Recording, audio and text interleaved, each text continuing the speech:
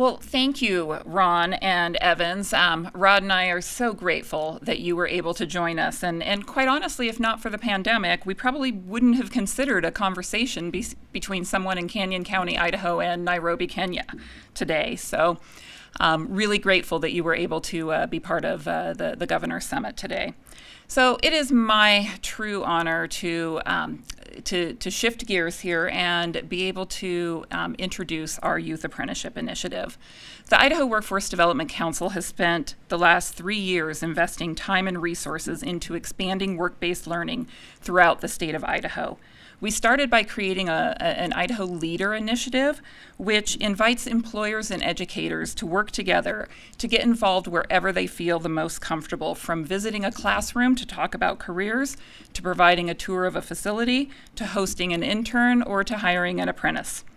We need to ensure that there's a connection between education and careers, and work-based learning is the best way to do that. The governor mentioned earlier that we've got to tighten that connection between education and careers and provide opportunities for our youth, and this is one of our strategies to do so. It also provides an opportunity to expand the pathways that are available to all of our citizens, giving them access to education and training that works for whatever stage of life that they're in. It also allows us to redefine post-secondary and college. In Idaho, we need more people with degrees. We need more people with certifications. We need more people coming through apprenticeship programs. And quite frankly, we have to value all of these different pathways equally. We have to celebrate that bachelor's degree with the same level of success that we celebrate the apprenticeship certificate. Because at the end of the day, they all lead to careers that offer Idahoans the ability to live the lifestyle they want in our great state. The work that we've done so far has led to a tremendous opportunity. Earlier this summer, the Workforce Development Council and IBE were awarded a $2.5 million grant from the U.S. Department of Labor to expand apprenticeship among our youth. This year in Idaho, there's over 22,000 seniors who will graduate. And typically, only about 50% of them go on to post-secondary education right after high school. While we work to increase that percentage that do go on, we also need to provide other pathways to post-secondary for those who don't, so that those 11,000 students can be part of the solution to solving Idaho's workforce challenges. We need to connect them to careers while they're in high school and give them that opportunity to explore different options. Currently, the average age of an apprentice in Idaho is 27 years old. So if we were able to shift that back and provide apprenticeship opportunities for 17 and 18 and 19-year-olds, that's 10 years of a working life that an individual can provide to the employers in the state of Idaho. And it gives them the ability to explore what they're passionate about, which is what Ron and Evans were talking about. We've had some really great early leaders in youth apprenticeship in Idaho, and the governor mentioned these, but I think it's worth thanking them again. Idaho Forest Group in North Idaho has been hiring youth apprentices for a couple of years now. McCain Foods and High Desert Milk in the Burley area partnered to start a new program that you're going to hear more about in the panel. Comfort Zone Heating and Cooling in Weiser hired 3 high school students last year as apprentices, and it was a great opportunity to show that we can do this in both urban areas and in rural areas. And then Perfect Plumbing and Heating here in Boise, which you'll get a little bit more information about. We're now ready to scale those efforts and provide opportunities to our youth statewide. So I'm going to queue up a video for you to watch, and then we'll turn it over to Rod to bring a panel up to the stage and discuss the initiative further. Thank you.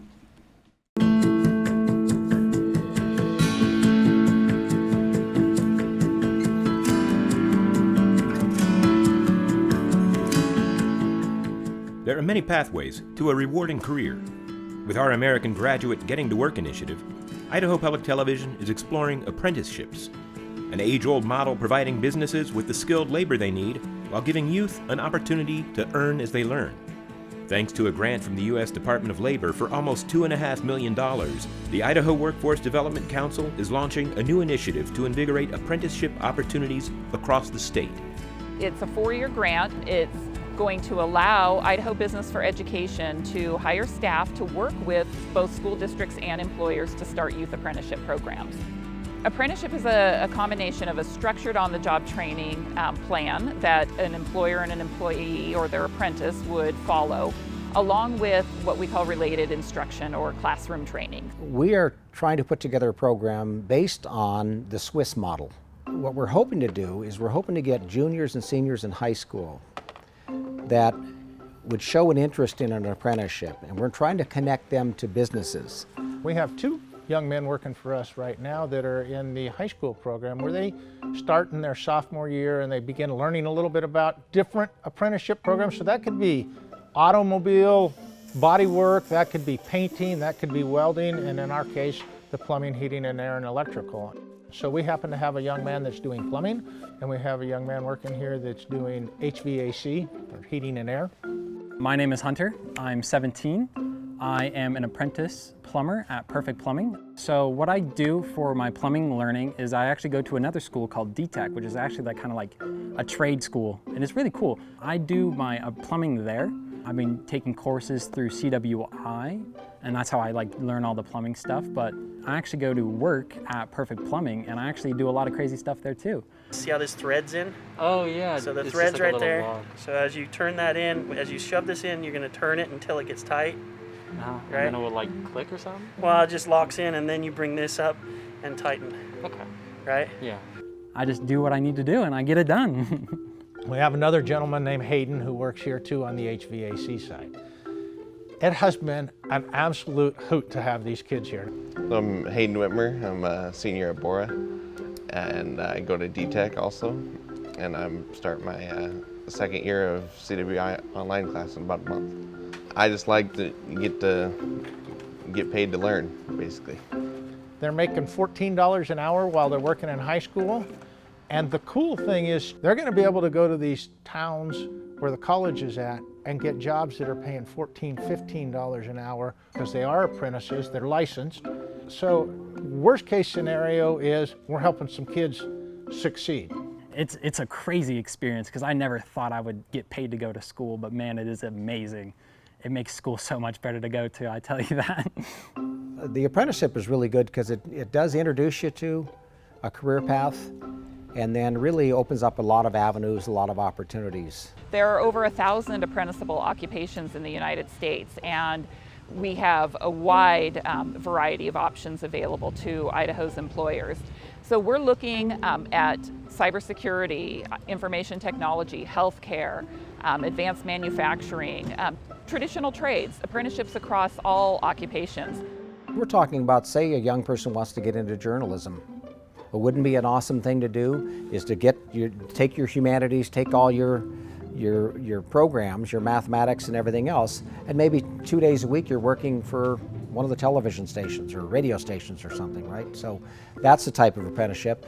In the IT industry, when you think about website developers or graphic designers, there's opportunities to pair up what those students are learning in their high school classes along with an on-the-job experience with employers who are desperately looking for those skill sets. In healthcare, we've helped to create programs that take CNAs to medical assistants. We're talking about working with some of the local hospitals statewide and starting an apprenticeship. 2 days a week they come into the hospital, and more likelihood of them getting into nursing school by doing that. So we're not just talking dirty jobs. When we think about the opportunities that we can provide to our youth, especially in our rural communities, helping them see the jobs that exist in their communities, that if they want to stay, they have the opportunity to grow into those positions and never leave their community. So the apprenticeship programs, we've talked a lot about how they're good for the kids, but for the business, it's kind of a must, in my opinion. Right now, people, they don't sign up for the trades. If we don't get out there and get talking to these kids when they're 17, 18, or find a way into their homes when they're 20, 21, we're just not going to have people to do the work. Wherever an employer is experiencing demand and they're not finding already skilled, already trained individuals, apprenticeship is an excellent opportunity to grow their own workforce. Now think about our business. We get to start training kids when they're 17 and 18 years old. And we get to help them through the school, but they also get to help us. So we put Hunter through our 3-day customers care, how to do what we call our service system. And he was sitting in a room with 25 other experienced technicians, most of which were journeymen. And it was a lot about like how to make sales and like how to give 5-star service. And when the other techs were like talking, it just kind of sounded like mumble jumble. It literally just sounded like Charlie Brown, where everyone was like, womp, womp, womp. And I just didn't know what to do. And so I was like, hey, I have questions about everything. And they were like, wow, we really sound like aliens with people who don't understand anything. The questions they asked were light bulbs to all of us adults. We're like, oh. I mean, we'd laugh. That was really dumb. And then we think about it and we go, oh my gosh, how dumb are we? Because we're talking to people that don't know any more about our trades than they do, just like we just talked to them. And so the advantage to having these kids been absolutely a blessing. And really, we only did it because we thought we've really got to help this program. And in the meantime, payoff's been huge. There's something about bringing a young person into a business. It's good for the older people too. It really makes them feel like they're real mentors. And who benefits from that? Certainly the apprentice, the business with a stable workforce, but the community. We're talking about people carrying their own weight, right? You know, we know that we need to do more for our youth. We need to provide more post-secondary opportunities, and apprenticeship is just as rigorous as a college degree, and it's just a different pathway to get there. So it's a win-win for employers, for our youth, for our state, quite frankly. If you're a business wanting to create apprenticeship opportunities for youth in your community, contact Idaho Business for Education to explore a program that can help you strengthen your workforce needs. And check out our Idaho Public Television American Graduate website to learn more about career pathways in Idaho.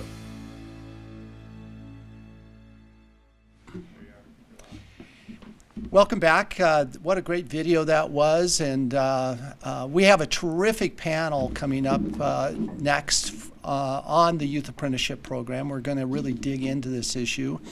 We have 3 terrific members of this panel today. We're going to start with Jeff McCray. Jeff, since 2008, Jeff McCray has been the Director of Operations for McCain Foods down in Burley, where he led 5 facilities, more than 750 employees, and 13 direct reports. Before joining McCain Foods, Jeff spent 16 years at ConAgra, including 3 years on assignment in Netherlands as a corporate quality engineer. Jeff has served on the Idaho Workforce Development Council for the past 4 years. Unfortunately for the Workforce Development Council, unfortunately for the Idaho Tax Commission, Governor Little just appointed him to be one of Idaho's commissioners on the Idaho Tax Commission. So he will start that job next week, I believe. Jeff holds a degree in chemistry from the University of Washington. Our next panelist is Kurt Liebig. Kurt was appointed to the State Board of Education earlier this year by Governor Brad Little. And most recently, he has led the Governor's Digital Divide Committee, which has been working to close the digital divide between students who don't have computers and connectivity with students who do. Last year, Kurt also served as on the Governor Little's Our Kids, Idaho's Future Task Force, and he chaired the subcommittee on budgets. Besides being in all those roles, Kurt is also Vice Chairman of Idaho Business for Education. He has served in other educational nonprofit boards, including Project Lead the Way, the Riverstone International School in Boise, and Lee Pesky Center. Kurt has an extensive background in business. He's been chairman and CEO of Red Built, a wood products company here in Boise. He has also worked for Weyerhaeuser, one of the largest forest products companies in the world. Kurt earned his MBA in general management from Harvard University and a BA in economics from Bowdoin College in Maine. Our third panelist is Maureen O'Toole. Maureen is the Vice President of Youth Apprenticeship Programs for Idaho Business for Education, which you're going to hear a lot about today. Before joining IBE, she was CEO of the Girl Scouts Silver Sage Council here in Idaho. Maureen spent 26 years in the U.S. Army, U.S. Army Reserves, and National Guard over a very distinguished career. She's also been a teacher. She's taught Spanish. Marina holds a degree in cultural anthropology. Dr. Evans would love that. And education and a master's of organizational leadership, as well as the military equivalent of a master's degree in strategic analysis and planning. You can see why she has joined our team at IBE as Vice President of Youth Apprenticeships. So today, I would like to start with you, Jeff, because I kind of consider you a pioneer when it comes to work-based learning in Idaho. And I'm really eager for you to tell folks why I consider you that. It was 4 years ago that McCain Foods and two other companies in Burley started a work-based learning program with the Mini-Cassia school districts on machine operations. Why did you start that program? Why are you a pioneer in this area? Sure. So you indulge me in a bit of a story. It started with, at the time, Lieutenant Governor Little touring the state and asking businesses what one of our challenges are for success. And obviously, I think common to a lot of business and industry, hiring good quality people, we consider it to be one of our largest challenges. And as business leaders, we were having this conversation with the Lieutenant Governor, and he splashed cold water on me and said, well, you know, what are you doing about it? And so it got me thinking and got us thinking about, you know, recognizing that one of the opportunities that actually Governor Little mentioned this morning was students had in the past had the ability to work in our factories and work for businesses in high school and then on to after graduating high school. And we've lost that opportunity due to safety concerns, regulations, etc., and just a shift in culture. Students weren't coming to work for the summer time. And so the conversation evolved to, okay, well, how do we close that gap? And we became aware of the School to Registered Apprenticeship program, which allows high school kids the opportunity to enroll in a registered apprenticeship program, work in manufacturing during the summertime hours, earn a certificate that's nationally recognized, and then can choose to go on to college or additional certificates or continue to work for employers. So it was a method of recruitment for us. Also, it's a method for companies to give back to their community and address the issues with labor shortage. And so we embarked on that journey, and you know it wasn't easy. You have to develop the curriculum. We had to identify instructors, and we had the special challenge in the Mini-Cassia area in that we had two separate counties and two separate school districts. So the first thing was to get the two school districts to work together, but we all, and I think it was mentioned earlier, we all had the common goal. One, we wanted to be able to help students find a pathway to careers. It's an opportunity for them to earn and learn, and it was an opportunity as employers to be able to recruit and screen good quality candidates. One advantage that we did have is that we had a currently registered apprenticeship program, the traditional kind, so trades, the electricians, mechanics, etc. So that gave us a good foundation and starting point. The unique thing about this was there was and for most industry in the Magic Valley, our biggest opportunity is in the machine operator role. Mm-hmm. And that's not considered a traditional apprenticeship program when we talk to other people in the community. So we went out and used some curriculum that actually was developed in Canada, that they had developed a packaging machine operator. So we used that as a foundation to help shorten the curve, built the nation's first nationally recognized machine operator apprenticeship program, and got it kicked off. And to date, we've had about 44 students apply or participate. And our challenge is being able to scale that up and getting additional industries involved to step up and take on these apprentices and give them the opportunity to have that experience. Did you have issues with the employers, helping the employers to understand what this was and why it was important, and the federal regulations and all that? Was this a challenge with employers? Absolutely. So there's really three things. One is there is an administrative burden to apprenticeship programs, and there are criteria that have to be followed, which for all the right reasons. But it does place tracking of hours and making sure that the students have a pathway.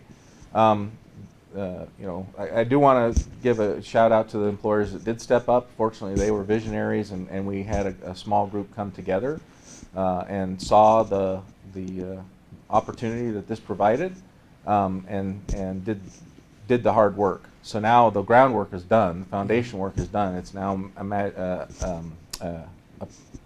practice of ripping off and redeploying to other areas. But the other concern is the maturity level of high school students. So, that was... Tell me about that. A lot of parents out there would probably like to Sure. hear what you have to say. So that creates fear of bringing in this group of young people that maybe are going to be disruptive or cause a problem. But actually what I found is that they have to go through classroom training for a full year before they ever come into the work environment. So they've been given introduction to those soft skills that we've been talking about. They've been given introduction to technical skills. So for us, it's food safety and sanitation. They've been exposed to all of that stuff. So now I don't have to spend the time and effort to do that training. They come in to the factory floor prepared. And the other thing that you do is you pair up an apprentice with an experienced worker who's got the skills and what you would consider a journeyman or a master machine operator. And when you're working one-on-one with someone who's got some skill, there's a innate level of respect, and those students were came in the factory floor with predetermined knowledge and respect for that person who's given that skill. Now I understand the first students are graduating from this program next month. Is that right? That is correct. Yeah. And we hope to be having a celebration in November during National Apprenticeship Week to really highlight their achievement and being able to send them off with a national certificate of machine operator apprenticeship. That's great. Kurt, I'd like to... Oh yeah, Jeff, and there was go ahead. one third point that's pretty important as Okay, well, and yeah. that's the safety aspect. Yeah. So, we're in an industry with a lot of moving equipment and machinery, and so, of course, there's a very significant safety concern. Yeah. But part of our program and curriculum was that they would receive their OSHA 10 card, and so they're getting way more safety introduction and training than somebody who is coming off the street. So my preference would be if I could get 50 employees to hire each year coming out of the apprenticeship program. I prefer that versus having to recruit off the street and do all that training from day one. Well, that's a good endorsement for the program. Kurt, I'd like to ask you, as a CEO and an employer, have you had experience finding the right kinds of people with the right skills for the jobs that you had at Red Built? I think when Red Built first started in 2009, we had sort of the traditional approach, which was we weren't proactively involved in the education system, and so we were sort of waiting for the education to deliver the product, and then we would post a job and we'd hope there was a match there, and we were really struggling with that approach. And I think where it started to change is when we started to become more proactive with some of the educational entities in the state. And for us, what was helpful is partnering with the local community college, where we have a need to hire drafters and designers, and so rather than just posting for a drafter designer, we actually got engaged with the community college, helped design the curriculum, make sure those kids were learning the skills that we needed, getting those kids into our business, showing them what real work looks like in a business, and when we started doing that, we started to really establish a pipeline. I have another example. I'm involved in a plywood mill in Mississippi, and we were having a terrible time recruiting machine operators, millwrights, electricians. And again, we had the same sort of reactive approach to start, which was we'll just post and see who comes to us. And it wasn't until we really started getting engaged with the local high school, getting engaged with their local CTE programs, having those kids come in to our facility and work there in the summers, that we really started to see an increase in the pipelines. Do you see that the students that go through these programs, whether it's CWI or down in Mississippi, are better prepared when they actually graduate and they go to work for you full time? Yeah, my whole career has been in basic manufacturing, forest products. So for us, our manufacturing jobs are, it's not high tech. Some people would call them sort of not dirty, but it's hardcore manufacturing, and it takes a unique type of student who has an interest in building their career in that environment. So for us, where we found those kids has typically been in the career technical education programs. Those kids that are taking a welding class or taking a diesel mechanic class or doing an electrical type class, those are the types of students that we're looking for, and we think we could build an apprentice program around that. So traditionally, it's been my experience, at least, that the State Board of Education has been really focused on colleges, universities, also K through 12.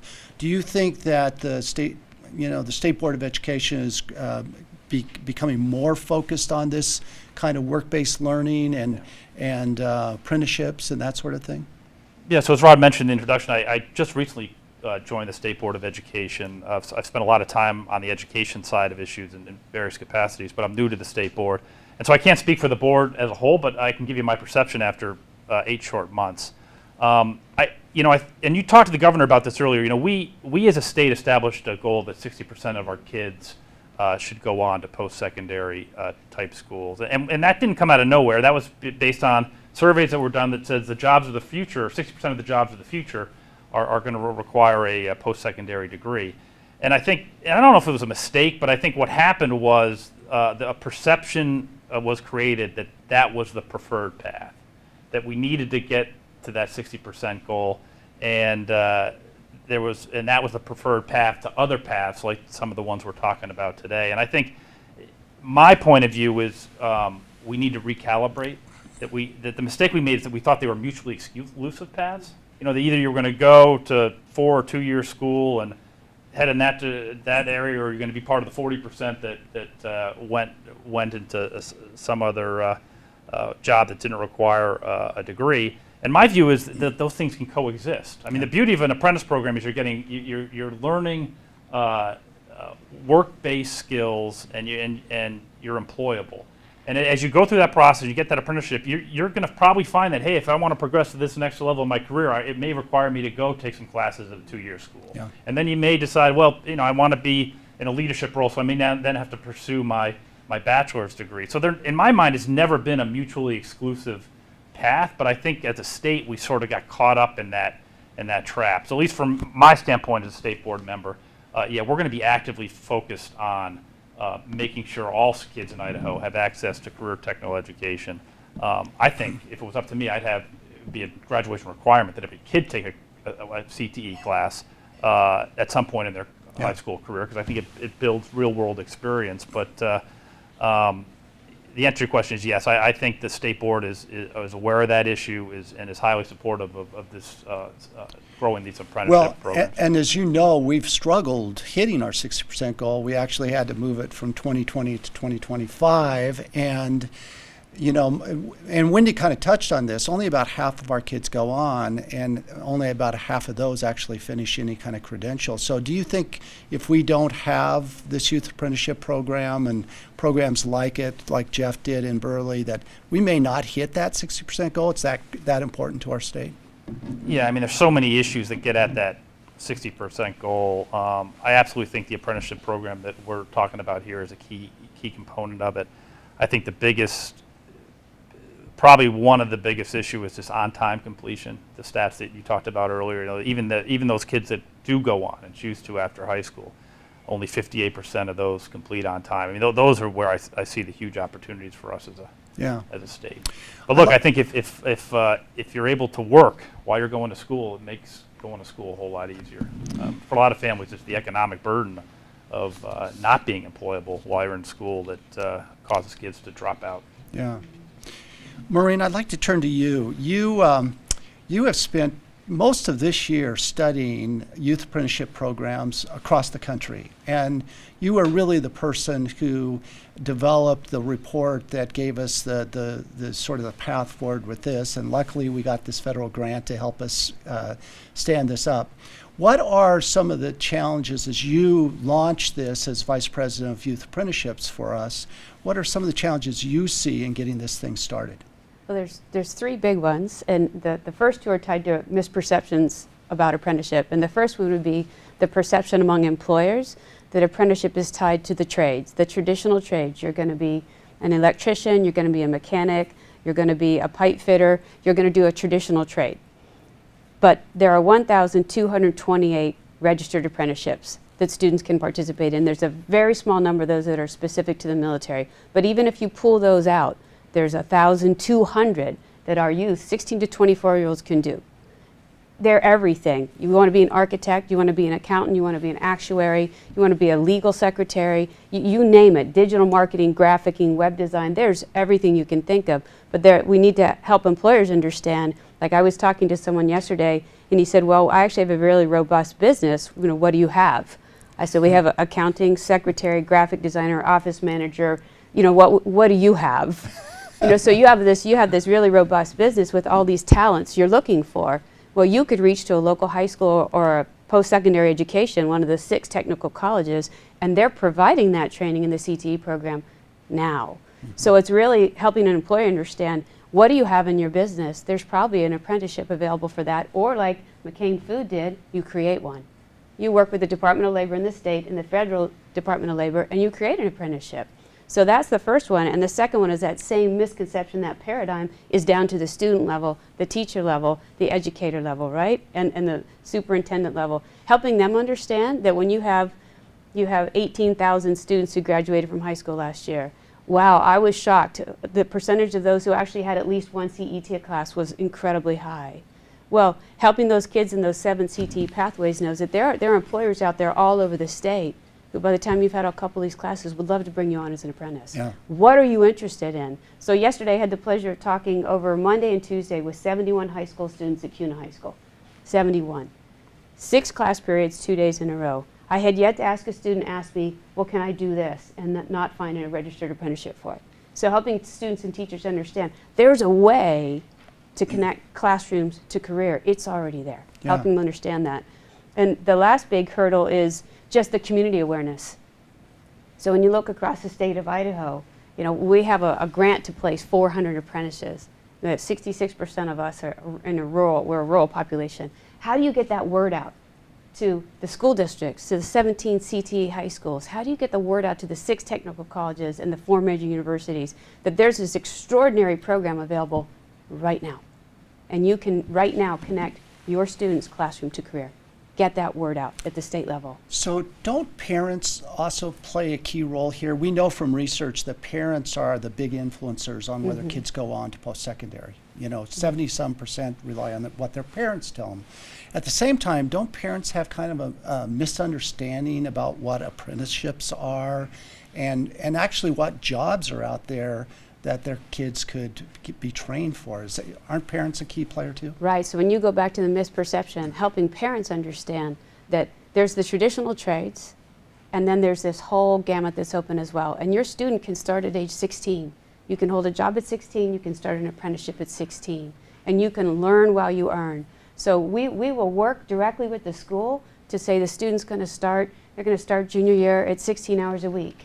So we got to figure out how they're going to keep up with the classroom. But that's where IBE is going to step in and work with the school and the employer to figure that out. What is the class schedule? What is the work schedule? So we're going to step in, talk to the teacher and talk to the parent and go, we can help you make this work for your student. We can do that. So essentially what you're going to be doing is building a bridge between educators, students, and employers. Is that correct? And how are you going to do that? So when you talk about McCain Foods, and he said there's a burden involved in doing this. There is, because they become an employee of the company. So there's a lot of paperwork you've got to fill out. And you have to give them a performance evaluation. You have to enroll with the state for an apprenticeship. There's a lot of paperwork that goes in this. You have to do an interview.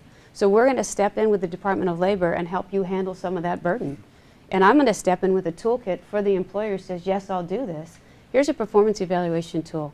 Here's a vetting tool when you're looking at the candidates coming forward. Here's an interview checklist for you. We're going to step in to give you some of those functions, and some of them will help you do. And the same thing on the school side. So I taught where we had one counselor for 900 students. If you have a counselor as a burden that big, you have to step in on the school side as well and say, we'll help you vet the students who are in the CTE program or an alternate program. Who's available? How's their GPA? Do they have transportation? Do they have good attendance? We'll help you vet the student. I'll help the student figure out the resume piece. Here's a toolkit. Here's a draft resume. Here's a draft cover letter. Here's a mock interview. I'm going to step into the school space as well. And you're also going to do this on a regional basis, right? Right. So we're going to have people stationed around the state that can interface with employers and students. Can you talk about that a little bit? So we're going to have a representative in Eastern Idaho. He's in Idaho Falls. He started this week. We have one for the Treasure Valley or South Central, Southwestern Idaho, and he'll be covering the Treasure Valley, well, all the way over to Oregon, all the way to Jerome. And he'll cover that whole region with the employers and the schools here, and then in Northern Idaho. So once you go north of Grangeville, okay, we have somebody there. Because you need to have somebody on ground. You need to be able to make that interface with the employer, with the student, with the concerned parent, with the teacher. You need to be physically there. We've done a lot so far with COVID, with lots of online communication, but at some point you need to be able to physically there. So we're looking at people, we're bringing people on to fill that role who have a background in education, youth education, have a background in workforce development, because they can step into that space. And getting the word out is going to be extremely important, right? Because we have these myths out there, we have these misunderstandings out there, and this is kind of new to Idaho. Even though Jeff has done a great job in Burley, we don't have a lot of examples around Idaho where a lot of this is happening. So how important is communication and marketing to this? It's going to be huge, especially for the first 2 years. So how do you reach that population, those 18,000 to 20,000 seniors, the juniors who are eligible, the 142 school districts? That communication piece is going to be, how do you reach them? And the communication tool is going to change. So I was talking to 71 high school students. How do you reach them? You're going to go to TikTok, right? You're going to go to Instagram. You're going to go to Snapchat. But the parent, the 50-year-old parent, so that's my age group, we're going to go to Facebook. We're going to go to Facebook Live. Or another group's going to email. So we have to figure out all the communication channels to use to reach the different populations. And we'll use all of them. So Kurt and Jeff, you guys have experience in this area already, and Maureen does too, but we're starting out in this journey together. What advice do you have for Maureen as we launch this program? From your experience both in Burley, and Kurt, your experience working with CWI and down in Mississippi. So I think Maureen's point is spot on, the boots on the ground. You have to have that two-way dialogue because there's going to be a lot of questions and apprehension that you have to be able to address in a face-to-face conversation. Yeah. How about you, Kurt? What advice would you have for Maureen? It's so much of it's relationship driven, right? If you go talk to a group of executives across the state, they'll all nod and say, yes, we want to be a part of it. But you say, well, why haven't you been? It's because they don't know who to contact to really get things started. And if you go to the schools, if you go to the individual run at the Dentist Technology Center or any CTE program, they're looking for opportunities for their kids, but they don't know who to call. So the more we can just, you and IBE, help create those linkages and those relationships at the local level, in every community, because it's going to happen in Koosky and Grangeville, and that's where the rubber meets the road. It's got to happen community by community across the state. Yeah, and I'm glad you said that, because my experience is that when I talk to employers, they say, how can I connect with educators? When I talk to educators, they say, how can I connect with business? And everybody's been trying to figure out, this apprenticeship is really the secret sauce, right? It's that bridge between those two things. So in the couple minutes we have left, I'd like to ask each of you, at the end of 4 years, after Maureen does her magic and she creates these apprenticeships, where do you hope that the state will be when it comes to youth apprenticeships, and more importantly, making opportunities for these young people to get the skills they need for a good job? Jeff, I'll start with you since we began with you. Well, where do you want us to be? Well, I'd like to see more employers step up and participate and offer opportunities for students. And then I think one of the big hurdles is that administrative burden. If we can figure out ways to simplify that for employers and the students in the schools, that's going to help accelerate this process. So obviously, I'd like to see 800 apprentices at the school registered apprenticeship level throughout the state. in 4 years. So you started small with one program in one community, and it's your wish that we expand that across the state of Idaho. Absolutely. Great. Kurt, how about you? Well, I think because of all the uncertainty the urban centers are seeing on the West Coast, whether it's this density of living because of COVID or the urban unrest, I think what you're going to see is there are a lot of light manufacturing companies that are going to look to move to Idaho. And for me, that's a great economic opportunity for the state. It's a great opportunity for all the citizens here in the state. What I like to see is that when we recruit companies to the state of Idaho, they point to this program as one of the reasons why they're attracted to relocating here.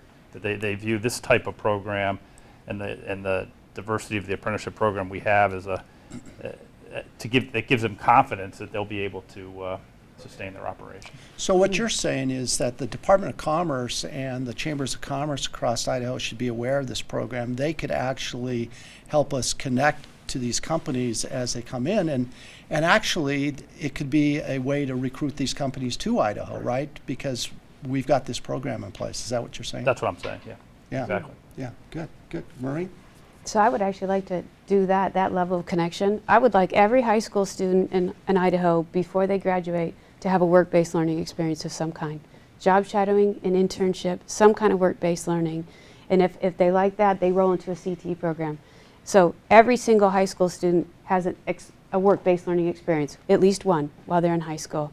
And the second one is to have this program so wonderfully integrated from the high school CTE programs to the college CTE programs that the credits transfer. If you decide to stay in Idaho, you go to a 6 technical college, your high school credits transfer, you don't start again, and your apprenticeship continues.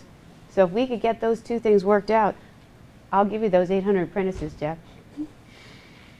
So we do have a question here, so I'm going to ask you, and Maureen, I'll ask you this, and jump in if you guys, how do you convince individuals, students, and parents, I would say, that this path, the apprenticeship path, is best path as opposed to maybe a traditional path of post-secondary or traditional path? So to me, there's two key components for a student to think about and the parents to think about. If you get that certification while you're in high school and you're earning and learning while you're in high school, you already understand the world of work before you go off to college. Sure, go off to college, get an associate's degree, get a doctorate degree if you want, but you already understand the world of work while you're in high school. You've already started to understand financial management. You've already started to develop strong professional skills.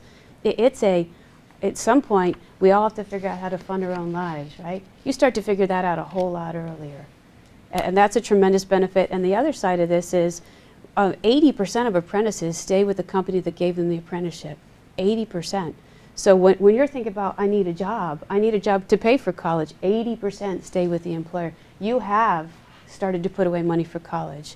And you can use the Advanced Opportunities Fund. And a lot of employers will actually provide funding for the student to continue the degree, to go on and finish the apprenticeship and the certification program. And it's important for parents to understand, and students, these are jobs like information technology, Yes. healthcare, Cybersecurity. These are, and we also are going to pay attention to the trades, right? Yes, advanced manufacturing. But these, you know, if you want to be an accountant or a finance person, this is a good path too, right? Absolutely. I talked to 2 young ladies yesterday who were finishing their EMT certification, one who was finishing CNA.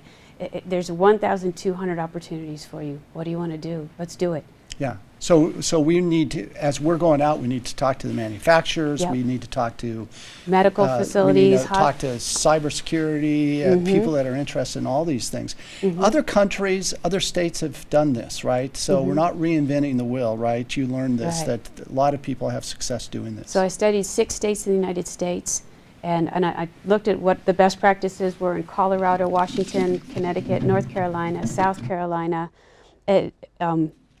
Washington State. But who does it well? And what can we learn from them, and what can we pull in here? Who does it well? And one of the big takeaways goes right back to what Jeff talked about. You have to figure out how to support on the educator side of this, the student side of this, and figure out how to employ employers simultaneously. Yeah. How do you reduce the burden for both of these? Because keep it simple. If you make it hard, people go, too much. And of course, in 4 years, my wish will be that other states would come into Idaho to study what we've done so that they can take it home and do it in their states. So, panelists, thank you so much. Our time went very quickly. I wish we had more time to talk about this, but thank you so much. Your experience in this is so valuable, and really appreciate you being on this panel today. Thank you.